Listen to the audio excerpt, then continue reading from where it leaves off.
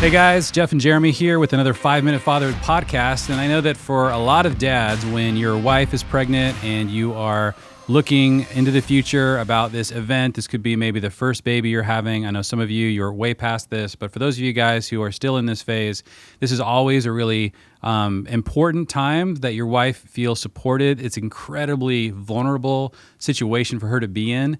And so there's an opportunity for you to really figure out how to serve her and how to build your relationship through really being a great support during the process of her leading up to a delivery of a baby. And so I wanted to ask Jeff about this because he just had their third baby. Little Lucy was born, which is awesome. And so, yeah, Jeff, what are some of your thoughts? What have you learned as you guys have tried to figure out, like, what does it look like for you to do this together? And you particularly, like, trying to support Alyssa as she starts to figure this out. We're in the thick of it, obviously, and then obviously having a child every 2 years, the last 5 years, it definitely feels like we're almost on a rotating basis of this being true and constantly thinking about this in the future. But obviously, just having Lucy, it's really present on our minds. So for me, I'd say a couple things that I've learned. One is it's simple, but a lot of us husbands don't do it, and that is like ask.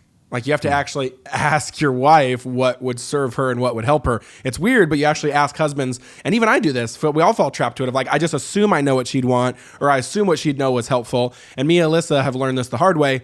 I go ahead and do things without asking her that I think are helpful that aren't helpful, and sometimes actually are not like are bad. Like she's like, that made it worse. Yeah.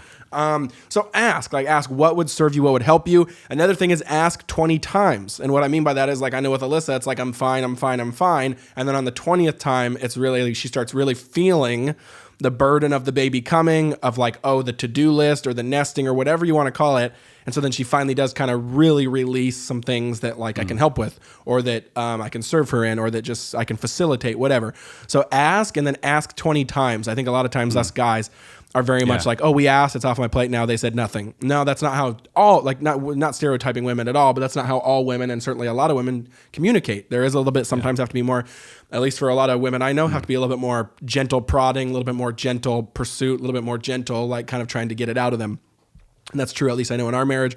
And so me asking multiple times has been helpful. The second thing I would say too is, because their mind is so much, like it's such a physical act, and it's so laborious, pun intended, I guess, and like hard and physical, etc. Like the husband has a fresher mind and fresher physicality to actually like do the heavy lifting, is what I'm saying, in regards to like your life system. So what I'm saying with that is like really take the brunt and the burden of trying to automate or systematize, I don't think that's a word, or whatever it is, to just get that first kind of couple months cocooned in a really protective, helpful state, whether that's you making 20 meals leading up to the month before that you freeze, whether that's setting up a meal train, whether that's asking a friend to set up a meal train, whether that's hiring someone just to do the laundry, or a 15-year-old to come over and that you feed for lunch that does the laundry for free, whatever it is.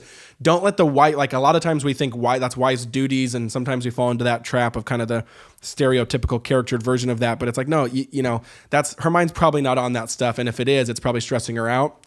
So kind of very much hop in as the one that can kind of put out the fires per se before they actually turn into fires. So try to sense them, try to guess them, try to see them, see the gaps, look for them, kind of play coach, and kind of play CEO in that sense of really helping that really sensitive time. So I don't know if you'd add anything to that, but I know those really simple things really help me of just being really, really active and being really ahead of the game and being really intentional and really pursuing and asking. So what would you say? Yeah. I mean, one mindset that I feel like we developed over the course of these massive, difficult events of a delivery of a baby is, thinking about how vulnerable April is during that season. It was really a time where our marriage really got a lot stronger because she even tells a lot of stories to this day about things that I did during those deliveries because she was so vulnerable, and I didn't do anything great or spectacular. It was just, I think she felt it so much more deeply. Yeah, that's a good way to put it. Yeah. There can also be like sometimes, your wife could be like, a lot of times there's a lot of tension in the marriage. Be really, really careful during this season and gentle with that. Like, trying not to be really reactive, and obviously it's understandable if she's on a short fuse. It's like you guys are running a marathon and you ran the first mile and she runs the next 25, and you're like, what's your problem? It's like, yeah, exactly, she's bearing the brunt for the team. And so one of the things I had to tell April a lot, if she ever started to kind of get short with me because she was so irritated, is I would just try to gently tell her, hey, I'm on your team. I'm on your team. Yes. Like we're on the same side trying to face this huge thing. I'm with you.